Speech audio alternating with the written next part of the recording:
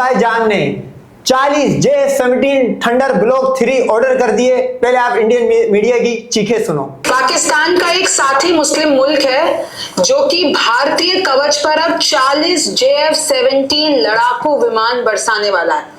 चीन और पाकिस्तान के साथ इनकी डील हो गई है। अब ये कितना खतरनाक है, यह आपको समझना है। नमस्ते, मेरा नाम रिमझिम जेठानी है। आप न्यूज़ 24 देख रहे हैं। सबसे पहले देखिए, हम बात कर रहे हैं आर्मेनिया और अजरबैजान की। आप देख सकते हैं मिडिल ईस्ट में अगर आप देखेंगे तो देखिए आपका ईरान, ये तुर्की और ये बीच में आर्मेनिया, अजरबैजान। और आपने बहुत बार सुना होगा कि कैसे अजरबैजान लगातार भारत के विरोध में बोलता है, पाकिस्तान के समर्थन में बोलता है।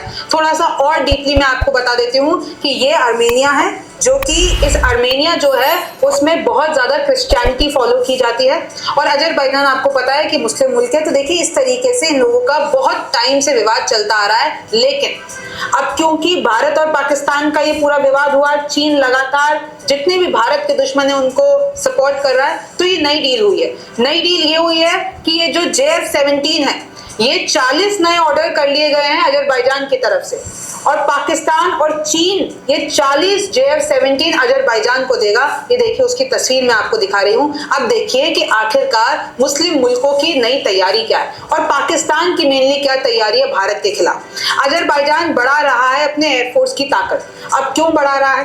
पाक चीन से 24 नए JF-17 थंडर ब्लॉक 3 लड़ाकू विमान की डील हो गई है। 24 नए लड़ाकू विमान खरीद रहा है और देखिए इनके जो एक्चुअल डील है वो 40 विमान की हुई है। पूरा सौदा 4.2 अरब डॉलर में कुल 40 जेट की खरीद का है और इस पूरे विमानों का इस्तेमाल वो अपने विरोधी आर्मेनिया के खिलाफ करेगा। इन दोनों की लड़ाई आई एम श्योर आप 2020 से आपको पता है ना चली आ रही है। भारत ने अब इसमें ये कौन सा एंगल आया कि भाई भारत के कवच पे JF-17? दरअसल बात ऐसी है कि जो आर्मेनिया है वो भारत का साथी है। भारत ने इन्होंने 2020 के अंदर भी साथ दिया था और आर्मेनिया कुत्ते की मौत हारा था। जैसे ये ट्रम्प के पास भाग के गए थे, आर्मेनिया का जो ये प्रेसिडेंट था ये पुतिन के पास भाग के गया था क्योंकि वहां का वो उसको बात समझता था आर्मेनिया ना, तो वहां भाग के गए। तो ये वही हारे हुए लोगों का एक ग्रुप है। ये आप नोट करो, ईरान और रशिया और इंडिया ये सपोर्ट कर रहे थे आर्मेनिया को। तो ये पूरे हारे हुए लोगों का एक पूरा एक वो इको चैम्बर बना हुआ है। ये सारे एक दूसरे का मुंह, ये इंडिया पाकिस्तान से नहीं जीत पाता है, आर्मेनिया अजरबैजान से नहीं जीत पाता है। ने अपना डिफेंस सिस्टम आर्मेनिया को दे रखा है, भारत ने अपने हथियार आर्मेनिया को दे रखे हैं और अब ये हो रहा है कि भैया अजरबैजान आर्मेनिया पर अगर हमला करेगा तो ऑब्वियसली आर्मेनिया क्या इस्तेमाल करेगा? भारत का कवच इस्तेमाल करेगा। भारत अगर उसने भारत का कवच इस्तेमाल कर लिया तो फिर वही होगा 36 जगह पे पठानकोट जैसे, वहां पे पठानकोट, उधमपुर, फला ढिमकाना, दिल्ली और पता नहीं क्या क्या उड़ाया गुजरात तक, यहाँ पे उसका भी उड़ जाएगा। तो अगर उसको बचना है तो भाई किसी अच्छी कंट्री का ले ले। आर्मेनिया इंडिया के चक्कर में रहा तो फिर तेरे को फिर भागना पड़ेगा ट्रम्प की साइड पे, क्योंकि इनका हमने देख लिया कितना अच्छा डिफेंस सिस्टम है। के आकाश एयर डिफेंस सिस्टम का सामना करेगा। भारत ने आर्मेनिया को अपना आकाश सिस्टम बेचा है, तो अब आर्मेनिया कहीं ना कहीं भारत का ही डिफेंस सिस्टम यूज करके अजरबैजान से लड़ेगा और अजरबैजान के पास क्या क्या है? पाकिस्तान, तुर्की और चीन के हथियार हैं। तो देखिए ये एक इनडायरेक्ट वॉर देख लीजिए, एक प्रॉक्सी वॉर देख लीजिए। आर्मेनिया के पास इंडिया के हथियार हैं और वहां पर अजरबैजान के पास पाकिस्तान, तुर्की और चीन के हथियार हैं। तो आपको ये प्रॉक्सी जंग देखने को मिलेगी। JF-17 की ताकत अगर मैं आपको बता देती हूँ, जो पाकिस्तान और चीन मिलकर प्रोड्यूस करते हैं, मिलकर बनाते हैं, तो JF-17 सिंगल इंजन वाला मल्टी रोल लड़ाकू विमान है। इसकी लंबाई 14 मीटर है। रूस का RD-93MA टर्बोफैन इंजन लगा हुआ है इसमें, जो कि बहुत ही ताकतवर है। 1.6 मैक की गति है, 50,000 फीट की ऊंचाई है, वहां पर उड़ सकता है। KLJ-7A active electronically scanned array यानी AESA रडार लगा हुआ है, जो कि पता कर पाना बहुत मुश्किल होता है। दूर तक लक्ष्यों को ट्रैक करने में मदद करता है, मतलब आप दूर तक अपने दुश्मनों को ट्रैक करके उनको खत्म कर सकते हैं। JF-17 थंडर ब्लॉक 3 में हेलमेट माउंटेड डिस्प्ले सिस्टम है और ये इसकी सैन्य ताकत को, इसके लड़ने की कैपेसिटी को और ज्यादा बढ़ा देता है। गाइडेड बम है, एंटी-शिप मिसाइलें हैं, PL-15E air to air missile है, ये सब ये कैरी कर सकता है।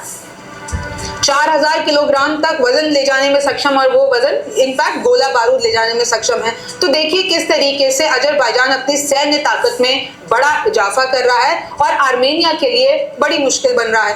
अजरबैजान आर्मेनिया के बीच नागोर्नो काराबाख क्षेत्र को लेकर तनाव है, ये आपको 2020 से पता है। जरा मैं आपको ये बता देती हूँ कि आपको ये जो इलाका दिख रहा होगा नागोर्नो काराबाख, ये आर्मेनिया और अजरबैजान के बीच में अगर आप देखेंगे तो आर्मेनिया का है पूरा ये हिस्सा, लेकिन अच्छा इसने अभी इसमें बोल दिया आर्मीनिया का है ये पूरा हिस्सा, जिसमें ये अपने हिस्से नहीं बचा पाए भारत माता के, पाकिस्तान बन गया, बांग्लादेश काट के बन गया, ये यहां से बैठ के मतलब अगलों ने हजारों साल गुलामियां करी, अब ये लोगों को बता रहे कि ये हिस्सा इसका है, वो हिस्सा इसका है। तुम्हारी अपनी हिस्ट्री सेव नहीं है, तुम्हारी किताबें आए दिन चेंज होती रहती है होली, तुम लोगों को बताओगे कि वो अजरबैजान का हिस्सा है आर्मीनिया का।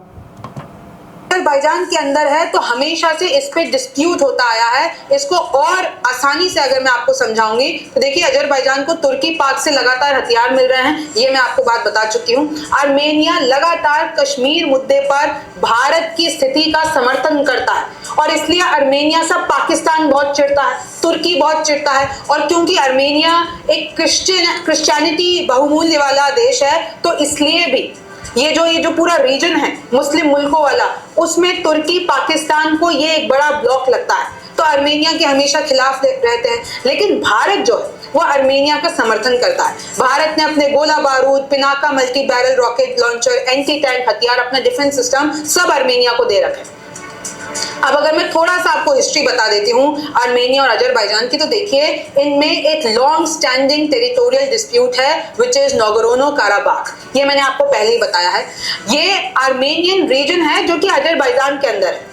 अगर हम इसकी थोड़ी सी हिस्ट्री देख लेते हैं तो जब सोवियत लेगेसी थी, तो जब सोवियत यूनियन कोलैप्स हुआ तो ये कॉन्फ्लिक्ट और ज्यादा बढ़ गया। 1988 और 1990 ये बता सोवियत यूनियन को कोलैप्स करने वाला कौन था? ये अजरबैजान, तुर्कमेनिस्तान, ये बनाने वाला कौन था? ये तुम्हारा बाप ISI पाकिस्तान था। ये बता, तुम लोग तो अपने हिस्से नहीं बचा पा रहे हो। 1994 के बीच में आर्मेनियन फोर्सेस ने पूरा कब्जा उस पूरे इलाके पे कर दिया था। ये बात मैं बता रही हूँ फर्स्ट वॉर की।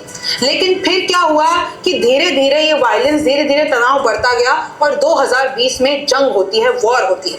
अजरबैजान ने तुर्की के साथ मिलकर पूरे एडवांस ड्रोन की अपने इस्तेमाल से वो जितना भी पार्ट था जो आर्मेनिया ने कैप्चर कर रखा था उसको अजरबैजान ने उससे छीन लिया, यानी वापस ले लिया।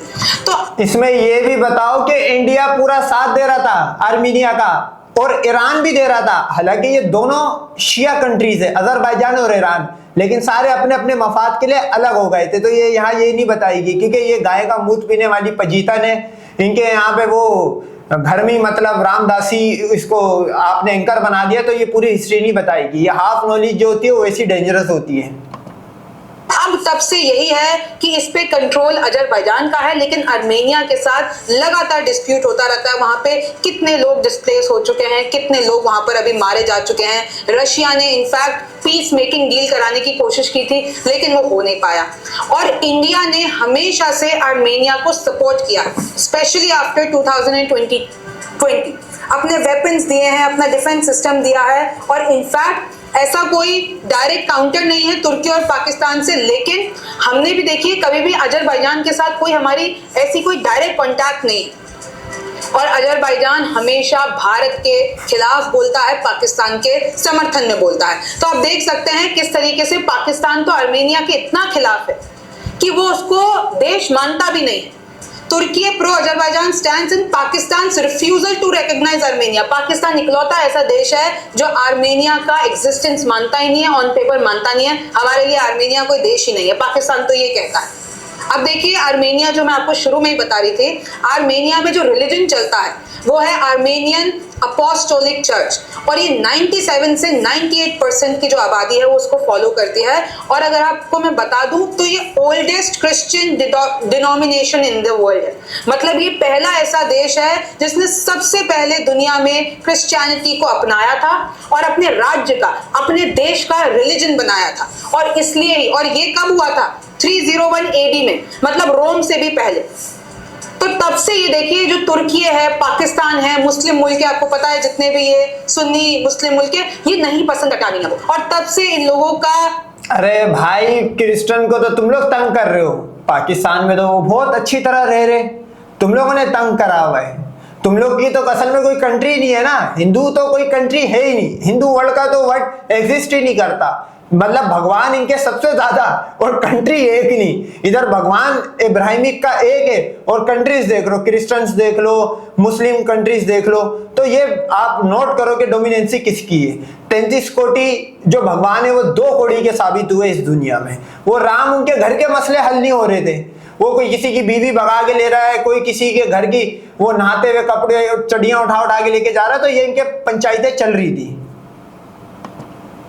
डिस्प्यूट चलता आया है, लेकिन भारत आर्मेनिया के साथ है। भारत ने अपना कवच दिया है और अब पाकिस्तान, तुर्की, चीन ये सब मिलकर, अजरबैजान मिलकर प्लान बना रहे हैं डायरेक्टली भी भारत के दबाव को कम किया जाए और इनडायरेक्टली भी किया जाए। लेकिन मैं आपको जाते जाते एक बात बता दूं कि कैसे तुर्की के हथियार चीन के जाते जाते तूने मुंह से शहर ही उगलना है। क्या आपने देखा कि वो पूरा एक सिनेरियो आपको सुना रही है और 2020 के अंदर इंडिया का सारा वेपन, रशिया का सारा वेपन, ईरान का सारा ड्रोन सिस्टम सब फेल हुआ और तकरीबन कश्मीर को 3 टाइम मिला लो इतने हिस्से पे कब्जा करा अजरबैजान ने।